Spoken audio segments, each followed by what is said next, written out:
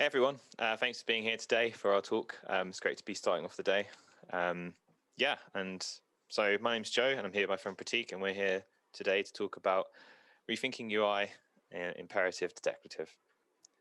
So in this talk, we're going to be taking a high-level overview of declarative UI and learning exactly what it is and the ways in which we'll need to take a different approach to thinking when we're working with such frameworks.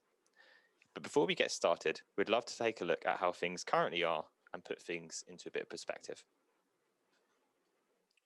So in the 10 years since Android has existed, smartphones have evolved radically in terms of their capabilities.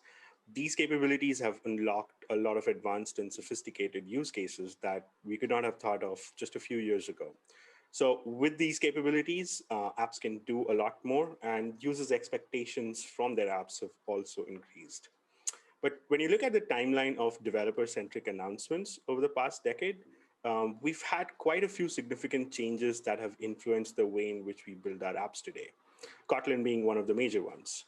But if you look closely, we've not really had major framework or tooling-related announcements that affect the way in which we build the front ends of our applications. Recycle view, data binding, and constraint layout have assisted in the UI development process, but they were more like improvements that tried patching the rough edges of the current UI toolkit. So if we quickly take a look at the conventional way in which we would build the screen, not much has really changed on Android.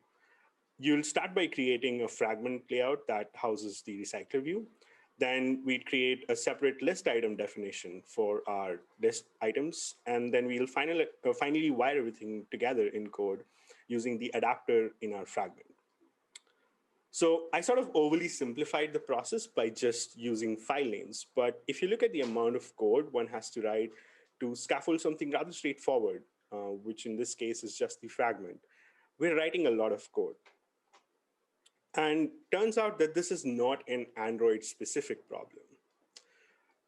Writing UI the conventional way has been very explicit and ceremonial.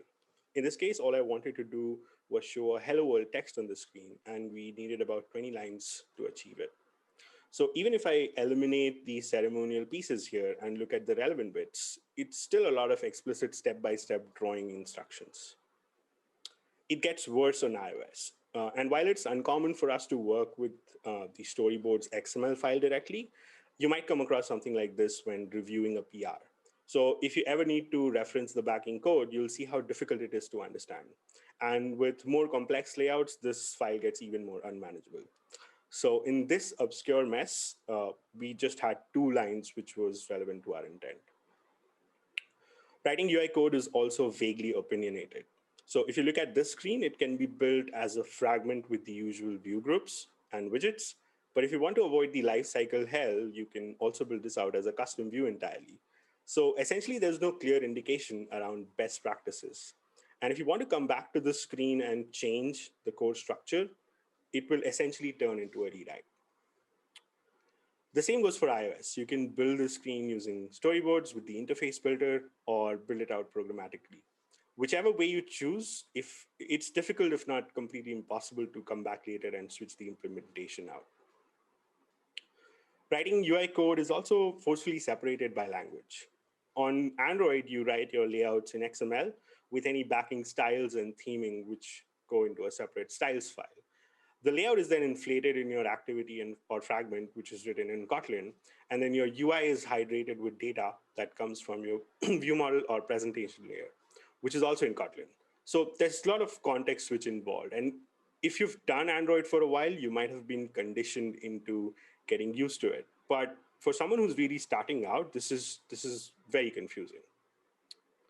On iOS, you build your layout using Interface Builder, which generates a backing XML representation. These views are then referenced in your view controller as IB outlets. And then if there's an architecture in place in your project, this will be then hydrated with data that comes from your view model layer. The web is no different, and by far, this is the platform that has been doing this for the longest. So you write your layouts in HTML, you'll style it in CSS, and then flesh it out with actual data and logic that comes from your JavaScript. So every modern application uses some sort of architecture to reduce coupling, to make things more testable and isolate related logic into its own layer. But these architectures have only helped us organize our business logic. When it comes to the presentation, we are not doing things drastically different from what we used to do 5 to 6 years ago. And this is where declarative UI frameworks come into picture. But before going into declarative UI frameworks, it would be beneficial to understand the concept of declarative programming. So declarative programming is a programming paradigm, which is a style of building the structures and elements of computer programs that expresses the logic without describing its control flow. And the stress here is on building these structures by describing their flow and letting the compiler figure everything else out on its own. So declarative UI frameworks draw on the same idea by letting you describe the UI without the precise drawing steps and letting the framework figure out everything else on its own.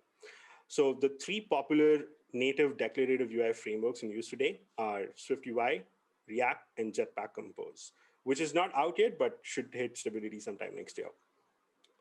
So let's take a look at what it's like to build UIs using declarative UI frameworks. A core idea that these frameworks are built upon is breaking the screen down into smaller reusable components. And this concept was pioneered by React. So this screen can be considered as a composition of the email list component and the bottom app bar, which also acts as a scaffold for the screen. The email list UI is then composed using an email card component, which in itself is built using 3 text components and an image component. So you can see that the UI components here are described as a composition of fundamental building blocks instead of explicit drawing steps. So in this case, we have a vertical list of 3 text labels and a horizontal container that houses the list and the image. A regular model is then used to hydrate the component with actual data, and you can already see how easy this is on the eyes. So here's what their implementation would look like in SwiftUI and Compose. So on both implementations, we have a row or H-stack that lays out items horizontally. Then we have a V-stack or a column implementation, which will lay out the 3 text items vertically. And then across both these implementations, the fundamental elements are laid out in somewhat of a similar fashion. So there are a few things worth appreciating here. First, this is a lot easier to read and reason about. Second, compared to the conventional approach, this is a lot less code that we are writing. And that's even if I account for the code for building the actual list. And this is in stark contrast from a conventional recycler view implementation on Android or a table view implementation on iOS. We're also now focused on describing the UI instead of the explicit steps, which means you get to iterate faster on your thoughts and you don't get slowed down by the ceremony. The code is also now in the same language as the rest of your project, so there's no more confusing context switch required. The fundamental structure stays the same across these different frameworks, minus some of the syntactic variation. So this makes your code easier to understand from another framework, even if you've not worked in that framework. And it also makes your skills a lot more transferable across these frameworks. But more importantly, the experience of working with these frameworks is truly a game changer. It's a lot of fun to write UIs this way, and once you try it, there's no way you'd go back. So if we look around us in our field, we can see a clear shift towards these kind of declarative approaches. React has been in place for many years. We've had a more recent solution for iOS in the form of SwiftUI, which has become more prominent over the last few years, and now followed by Jetpack Compose on Android, which has entered an alpha release. With these in place, there is a clear shift and a need for something. But what is that and why? Let's take a look at some of the issues we're currently experiencing with an imperative approach to building user interfaces. So in imperative UI, one of the concerns which can cause a lot of complexity is the coupling of our layouts and UI logic. So in the case of Android, this is our activity or fragment along with its layout file. So in a current modern approach to building an app, we have our layout logic, the view model which controls the state of the screen, along with the layout file which depicts how that screen should look.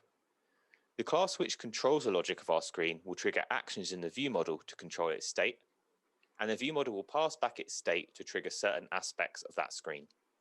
Now this is fine, and the separation is really great. we have a single source of truth and our activity is observing that. When this state changes, the layout will change based on this.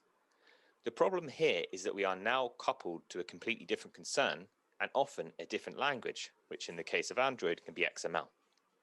Here, we not only need to verify that these dependencies are satisfied by the layout statically, but that they will also be satisfied for the whole life of the program.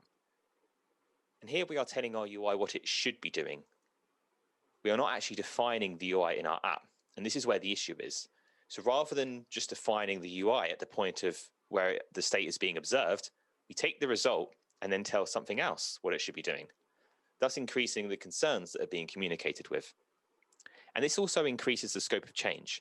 To add or maintain one part of a feature, we need to touch multiple points within our code base. In Android, we also don't always have a guarantee that a reference we are accessing still exists. So finding a view by ID could end up in a null result. And whilst we have the newer view binding library to help with view nullability, it is still the case that that reference may no longer exist. And because something can be null, it can be easy to introduce bugs into our changes. So some UI frameworks have been around for many years, and time is not exactly a problem, but when initially built, they were not built with today's constraints in mind, as Prateek mentioned earlier. Whilst we have things like the support libraries to help on Android, other frameworks also have the same issues. And we can eliminate XML from our code base and have everything as custom views, but we not only still have the similar responsibility issues that were outlined previously, but we're also still working within the constraints of those UI frameworks. And the Android UI toolkit is a good example of this. With imperative frameworks, we also see a greater level of complexity when it comes to the management of view state and how those views are constructed from different states. So let's take a quick look at an example of some UI. We have a single card here that can be represented by several different states. We have a single state at the top where there's a title, a subtitle, and a score, which is kind of like the normal state. Then the second state represents a card that the user has favorited, and we have the third state which represents some kind of error to the user. If we look at some possible imperative code style that could be used to control this, we could end up with something along these lines. Here we need to check the object that is passed as a function and then manually show and hide the views based on the object properties. Now, because this is only a simple UI, this code doesn't look too much. However, as our UI gets more complex, you can see this could grow quite significantly. If we switch to the declarative UI style, we can see here that we have no more view modifications like we did in the previous code example. We add components to the UI based on the data that we have. So here we have the lesson object, and we are controlling the UI based on what that object is consisted of. There's no longer a need to show and hide views based on that. We construct our UI based on what is in the properties of that object. And the key here is that we are defining what our UI is rather than manipulating it. This brings in a lot more predictability when it comes to the state of our UI, reducing the chances of any bugs occurring. And it's not just that the APIs from declarative UIs are nicer to work with, but the practices which they bring can also help us to write better code and build better applications. So from the example we just saw, we get a collection of improvements from declarative UI. Our apps can become more stable. With the reduced changes and single source of truth, we can be confident that our UI represents what we intend to display. With this, things also become more maintainable, as if we are changing some part of code, we can be more confident that we are not interfering with some other piece. And this in turn makes things more testable, because things become much more predictable. A big concept for declarative UIs is state and the way in which it is organized. But what is state? All applications display some form of state. And a few examples of state in Android applications could be things such as maybe a switch that has been toggled on, a snack bar that shows a message to the user, or an item that is shown in a list, such as a news article or the lesson item we just saw. And when it comes to state in declarative UI, we begin to move away from what is known as unstructured state. This is when we use view properties to manually change how a view is presented. With declarative UI, we begin to see the concept of unidirectional data flow. This is essentially one-way data flow, which means the data has one and only one way to be transferred to other parts of the application. In this concept, we have our app state, which is part of the UI, and then the UI is updated to reflect that state. With the removal of unstructured state and the need to manually assign individual view properties, we can utilize unidirectional data flow to have our UI built and rebuilt whenever state changes. This works perfectly as we can ensure that all of our UI components are referencing the same piece of state. This causes them to be always up to date, and that way we don't need to individually worry about modifying UI components outside of global screen state. Now, this is a high-level view, but what does this mean for our component trees? In declarative UI, such as React or Compose, the aim is to pass our state from the top downwards. So our parent component will receive or hold some form of state, and then pass that data down through its children as is required. If any of those children or components need to trigger events, those are passed up through the components, and that way the parent component can then handle the state and the whole cycle begins again. So the aim here is to pass state down and flow events up. With these, we can already see the tie-in with unidirectional data flow. But when it comes to this concept of state, how does that actually map to the UI of our app? So within declarative UIs, our UI is represented by the functions that are used to render it. The UI of our screen, or even its components, are represented by our UI functions, which take the state that they should represent as the parameters. When the state of our app changes, this triggers a redraw of the user interface. There is no imperative changing of the UI itself, such as setting view properties. You change the state, and the UI rebuilds from scratch using the functions of the components and the required state. So let's take this screen as an example. We have an area of the screen which can consist of a list containing articles for the user which they can read. When it comes to the state of this screen, we need to think about the different scenarios that can occur or that we can be in. So in terms of these states, we could be displaying a list of items, or that list could be currently loading, and those items could also fail to load. Or the request could be successful, but the list could be empty. And these are all the different states that we could think about here. With this in mind, we can construct our state based on these concepts. Our state object will consist of the items, whether the screen is currently loading, and whether or not there has been an error. So in the case of our screen loading, the loading will be set to true. When there's a list of content, we'll have that list represented in the items argument. We could also have an empty list for those items, or something could have gone wrong whilst fetching the data, in which case we would show an error state. But how does this work? So if we remember on the previous slides, we talked about how we are declaring what the UI is rather than modifying individual properties. So in this case, we are creating the UI components based on this state. We're not modifying any visibility properties or changing anything else related to existing components. We literally declare what the UI is based on the current state. So this could look something like this in a declarative UI format, which would be called every time the state changes. So here, on the first run, we'd be loading the content, so the progress will be displayed. And if successful, we want to show the list of items. In this case, the UI would be re-rendered and a list would be shown. Now, because we haven't said that a progress should be shown here, it would automatically be replaced from the previous state of the UI. So we covered the overall high-level state of the screen, but what happens a bit more into the component trees? So for example, the list itself is made up of child components. In terms of a tree, this would look like so. We have the parent node, which is the list itself, and then each of that list's children is represented by a child node. As well as the higher level component state management, we might also be curious about what happens lower down in those chains. In the case of React, each item in a list is given a key, and this allows the identification of items that have been changed or removed, allowing individual items to be changed rather than re-rendering the whole list. So whenever some app components needs to update the state, it can do so by calling some form of update function. For example, if we're incrementing a counter after a user has clicked a button, or storing some response from the server, and then the UI needs to re-render after this happened. Whenever the update UI function is called inside your app, the entire screen will be re-rendered based on that new state.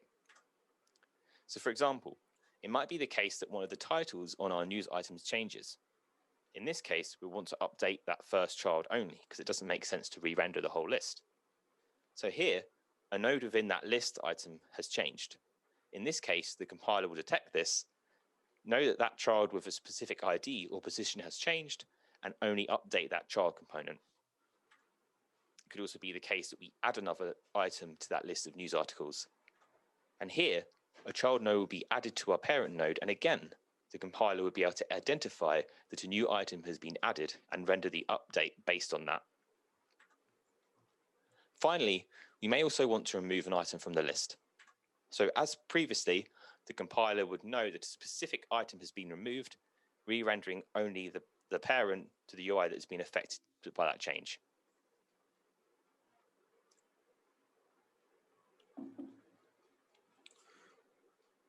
So UIs are represented conventionally as trees, with the container as the parent node and the other views as the child nodes of the tree. So when updating trees in the conventional way, user input transforms and emits some data, which is then consumed by the UI, and then through some tree traversal magic, a specific node gets updated. So when we update trees in the declarative way, how does that go about? In this case, the user input transforms the backing state, which could be a state val in Swift, a React prop, or a composable function param. This transformation emits a new tree entirely. Benefits of this approach are that it's easier to read and debug, because now when debugging these functions, you always start with a fresh state instead of consuming a previous state. Also, one implementation will cover all cases, which makes this concise and easy to understand. The trade-offs in this case are that it seems inefficient, and rightfully so, because you're recreating the entire UI instead of partially updating it. And that sort of contradicts our understanding of drawing and performance. But if we look deeper, these are misconceptions rather than trade-offs. So imagine we lived in a world with infinite resources and no compute constraints. In this ideal world, recreating your UI from scratch won't be a bad idea. In fact, in that case, tree mutations would feel like a lot of work in comparison. Our code bases would then just look like a bunch of mapper functions that massage and transform data that our UI consumes. This means that our projects shave off complexity by an order of magnitude. And the benefits here would be that you write less complex code and everything is super easy to understand. But in reality, that's not the case. And while we don't have infinite resources, we can afford some trade-offs though. So declarative UI frameworks trade off on performance slightly to offer the great developer experience and all the other advantages that Joe mentioned earlier, like a proper state management model and unidirectional data flow. The reason why these frameworks can do so is because they are optimized at the compiler level. So on surface, it seems like we are recreating our UI from scratch, but internally, the tree is diffed and partially updated. So this was pioneered by React with its virtual DOM model, where it compares the content of the virtual DOM with the actual one and then updates only the nodes that were changed. So we no longer need to worry about overdraws and performance and have these nice abstractions to work with while the framework takes care of all the heavy lifting for us. So a big question probably on a lot of people's minds is how can we get our apps ready? So Jetpack Compose is still some time away until it's production ready, but it's good to start thinking of this stuff now. And whilst we're not going to suddenly go and refactor our whole app to Jetpack Compose, which we could do if we wanted to, it can help to start thinking about the work we're doing leading up to then and how it can complement the approaches that will be used for declarative UI. And as a note, this isn't about doing things for the sake of it. These frameworks will not only help to bring us more stable apps, a better code base, but also developer productivity will improve. And we're going to see other benefits as well, such as perks for hiring. If you're using Jetpack Compose in an app, people are going to want to work on it. So that's another way to look at it. So a big thing here is having a declarative mindset. Some of the things we've talked about and things you may read elsewhere, a lot of these are not actually specific to declarative UI and are things you can already be doing in your applications. So to begin with, where does the state in your app currently live in the features and the components that you're building? So start thinking about this when you're next building things. We mentioned briefly about passing state down and flowing events up. the more of that we can start to achieve, even if it's bit by bit or in a kind of zigzag fashion, the more we will have in place ready to support these frameworks. And this naturally leads us back to unidirectional data flow. And this is something we're already doing at Buffer in our Android app and have been for some time now. And I know it's the same for a lot of other people in the community too, in their own projects and in their projects at work. So as noted in the examples of this talk, having that single source of truth that represents the state of your screen, that is perfect for Declarative UI and will really help with your transition to Jetpack Compose. You have the single source of truth, which represents the current UI state, regardless of whether you have Declarative UI or not. Even if you don't end up using Jetpack Compose for years to come, your code base is still going to benefit from this kind of approach. And on that, because the Android view model and Jetpack Compose have great support for working together out of the box, utilizing the view model is going to help you either way. If you're using the view model currently or are thinking about switching, you can utilize it for your single source of truth, offload your state there, and ensure that it will be used to handle any of the logic around your screen. The more that you can do here to have this in place, the smoother your transition will be when it comes to using Jetpack Compose. And again, that's not a Compose specific problem. There's a lot of other benefits of using the Android view model. And with this unidirectional data flow, this also gives you the opportunity to decouple your UI from the logic of your app. If you can do the work now to ensure that your UI components are free of logic around business and state, as lightweight as they can be, when it comes to taking on Jetpack Compose, your tasks will be much smoother as it will become more a case of switching things out as you can. And again, that's not a Compose specific problem or solution. Having lightweight UI components that aren't tightly coupled is good for your apps anyway. And with that said, that's all. That's everything. I hope you enjoyed our talk. And I think we've got some time for questions. So if you've got any questions, feel free to put them forward and we'd be happy to take some time to answer them.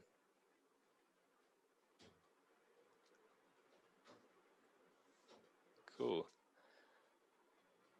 So the first one at the top, are there any demerits of Jetpack Compose? Not that I know of. I think it's hard.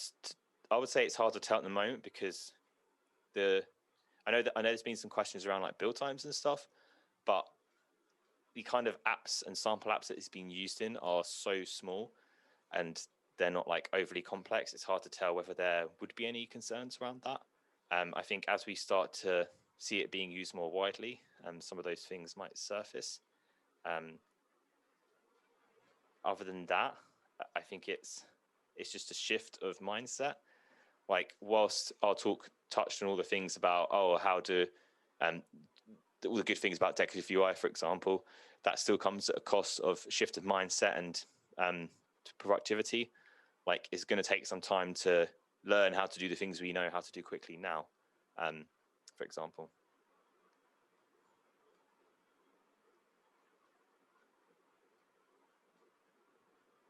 The next top one is use data binding in XML. The view model values get directly reflected in XML without the activity.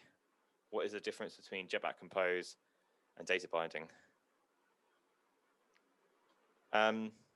If I understand that correctly, I think the main difference is that with Jetpack Compose is a completely new UI framework. Like with data binding, you'll still be using the Android UI toolkit and still constrained to that. Whereas with Jetpack Compose, you're using a completely new UI toolkit. I've never used data binding, so I can't really comment too much else on that. I'm not sure if Prateek has any further thoughts on that.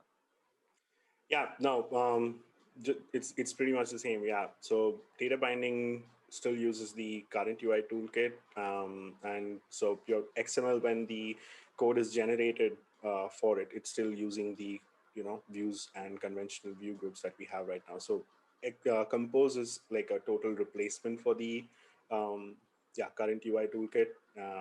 So that's the difference. It's a replacement versus like a wrapper on top of the current UI toolkit. As a GDE, can you tell approx time for stable release of Compose? I wish I could. The only thing I do know, which is public, is there was a video when Compose was announced, and I think in that video there was something about summer 2021, but that wasn't like a definite. That was like an estimation, like around that time. But obviously since then, there's been a lot happening in the world, so I wouldn't be surprised if it ends up being later in the year. But I have no idea. And we probably, to be honest, we probably won't be told anyway. I imagine that would be pretty locked down. So yeah, I'm just as clueless as you. Are there still breaking changes in Compose? Sort of, yeah. It's still in alpha, so the things can change. Things are actually open for change. So yeah. Is the testing API mature enough for Jetpack Compose? And there's, I guess, a similar question just a bit further down. We can do mature enough. Again, as Prateek said in the last answer, it's still in alpha, so it's still changing. It probably will get better. It does have the UI testing support. Does have a lot currently. Like you can do a lot with it, like gestures, interactions, assertions. I've been using it in a side project for UI tests and haven't had anything. It's not a complex project, but I haven't had anything I can't test yet. Even things like inputting into fields and stuff is all supported. So there's a lot there. Yeah, and I think it will be better for writing tests than Espresso. And on that note, will Jetpack Compose make UI testing easier or less prone to false negative unit test results? I think it will make tests easier, just like well, I wouldn't say, I'm not sure if easy is the right word. Like with the aim of Compose is to reduce the friction with creating UI. And I think the testing API will do the same in terms of writing UI tests. Whether I don't know about less prone. I don't know. I would say maybe because you could test components in isolation. But in terms of the screen, if you're testing on devices and stuff with like keyboards and so on, then I imagine you're still going to have some of the same issues, but I don't know. Haven't used it extensively enough to know. Yeah. Can the UI test also be run this way? Sure. Yeah. Yeah. So you can run or rather you can deploy, in fact, the individual components as well to an actual device, right? So since these composable functions are pretty much consuming a state, I can imagine you can stub a state object and run through your test cases based off of it. So there's promise of having more versatile UI testing. Yeah, it'll still be some time to see if if it's less prone to false negatives and things like that. In 6 months from now, would you use Jetpack Compose for a new production app? Would you play a safe bet with current XML model? If it's my own personal side projects, that even if I'm starting now, I'm using Compose. If it's production app in terms of your company, like that's at your work, I would not personally not touch Compose until it's pretty much stable, like or even like a proper release. I know some companies use alpha releases and beta releases, but it's a big change, and it's like it's not just a small part of the app. It's literally going to be the UI of your app, which is the main part of the app. So I would personally wait 6 months. I don't know. It depends when it's going to be stable. Yeah, what I would say, my advice would be start looking at how, build your app so it could be Compose ready. And if you're going to start changing stuff in your app, do that so it's Compose ready, and start thinking about how Compose could fit in. But yeah, it really depends on the use case. Like if you're going to, I wouldn't build a whole app with Compose until it's stable, basically. I'm not sure if Prateek thinks differently, but I know everyone has different opinions on beta and alpha releases. Yeah, no, same on that. Yeah. Should we use our Kotlin flows?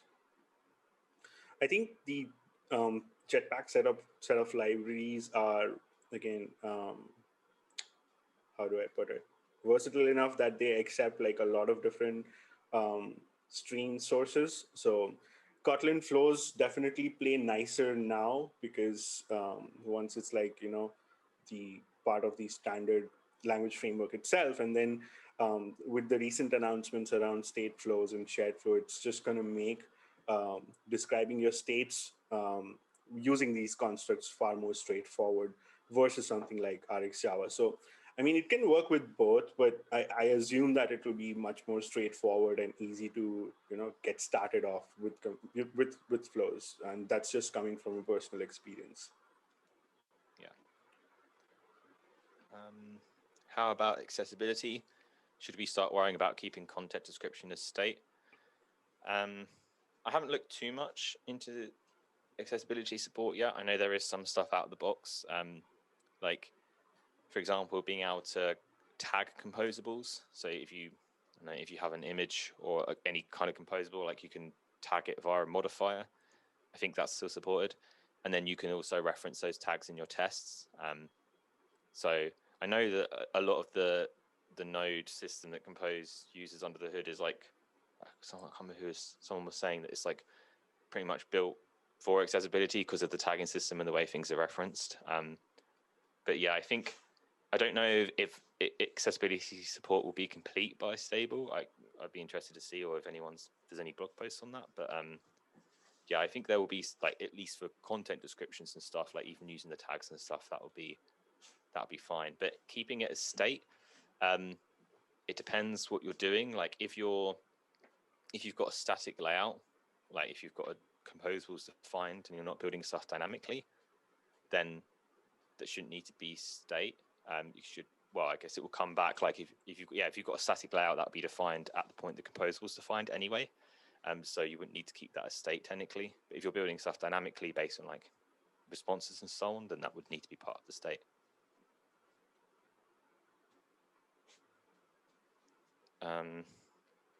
I don't think there's any new questions.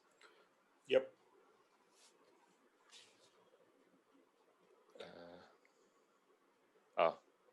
There's a new one. Do these declarative tools provide ways for theming, styling UI? Would you still rely on XMLs on the Android side? Yeah, they do.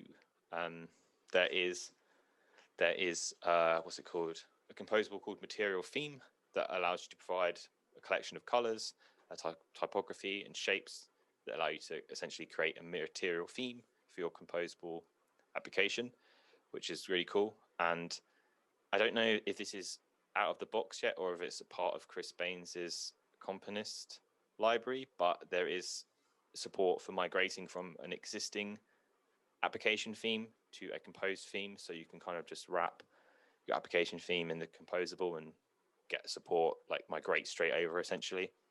So there is full support for, well, I'm not sure about full, but there is support for theming in Compose and migration support as well. There's one last one. How does one see the design layout preview in XML, like in XML design mode? I think you just have to add the add preview annotation to a composable, and it should show up in the like window tab next to it. Yeah, and the preview annotation, I didn't realize how powerful it was, but there's a lot of properties that you can provide to the annotation, even like device frames, locales, backgrounds, and specific stylings for your previews, and you can group them and so on. So, like, I wouldn't say it's quite as powerful as the layout editor, but there's a lot of support so currently. So I imagine that will improve even further.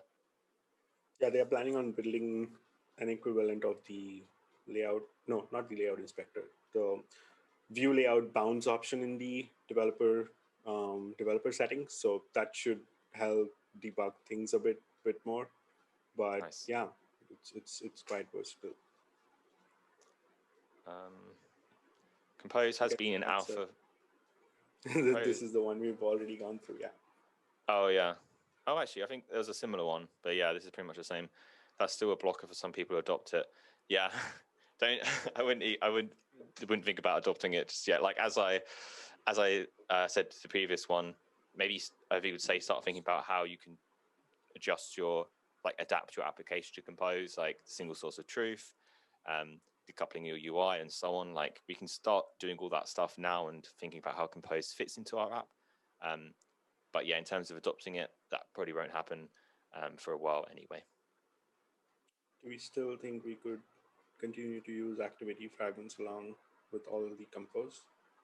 Yeah, it's analogous to adopting Kotlin. You can adopt it as much or as little as you want based on your use case.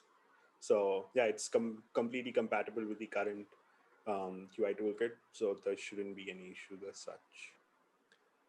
And I think in future we'll be able to, like with the compose navigation component changes, maybe be able to forget about having all the activities and fragments in future, because we can just be able to navigate to composables directly.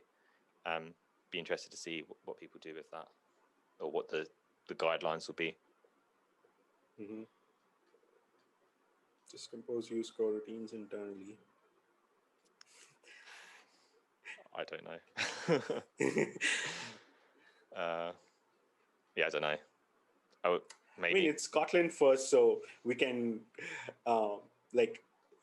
what to say, speculate to an extent. I mean, yeah, for sure they would have, but I think in Leland's live streams, one of the live streams where he was talking about multi-threaded rendering, and that I think that's where coroutines would pay off, adopting that a lot. Like you can't imagine doing that in threads, right? So, and yeah, we can imagine like that's being used quite heavily internally.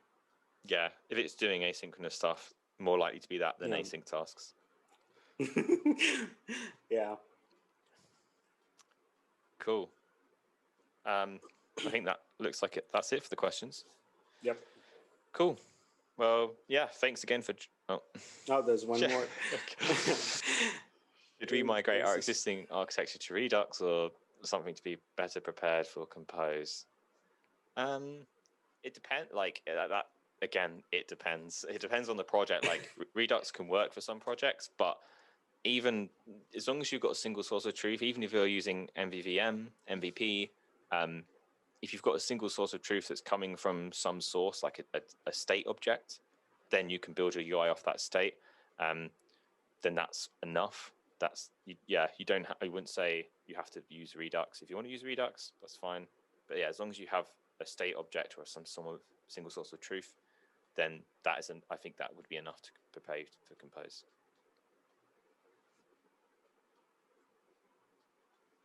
Cool. Because I think, yeah. I think that's actually it now. Cool. Thanks for joining us. Hope you enjoyed the talk. Any questions, feel free to reach us on Twitter. I'm at Hi There Joe, and Prateek is at Hackatronics. So yeah, thanks again. Enjoy the rest of the conference, and we'll catch you soon. There's one more question coming in. How would accessibility... Yeah, we already answered this one. Yeah. Cool. Thanks for having us. Thanks. Catch you later. Bye-bye.